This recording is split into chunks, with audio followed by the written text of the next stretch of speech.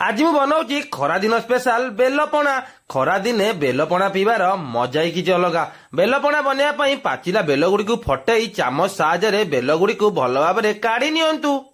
बेलगुड़ी को भल भाव काढ़ी नेवा से टिके पानी आड करंतु आउ हाथ साहाय्य बेलगुड़ी को भल भाव चकड़ी नियंतु। आउ बेलगुड़ी बहुत मंजी थाए भल भाव मंजी गुड़ी को बाची नियंतु।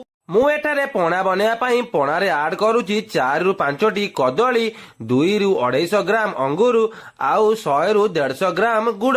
आपण माने चाहिले चीनी रा भी यूज करि परिबे। एथिरे किछि काजू किशमिश पकेयकु जेमति भूलिबे नाही। आउ हाथ साजरे पुणी थरे भल भाबरे चकड़ी नियंतु। आउ एही पणारे 5 ରୁ 7टी गोलमरिच को भल भाव कुटिकी एइथरे पकई नियंतु। एही देखंतु हमर बेलपणा बनिकी बिल्कुल रेडी। खरा दिने बेलपणा पेट पई बहुत भल होइताय। वीडियो पसंद आइतले वीडियो को लाइक करंतु, शेयर करंतु, आ हम चैनल को सब्सक्राइब कर जेमति भूलिबे नाही।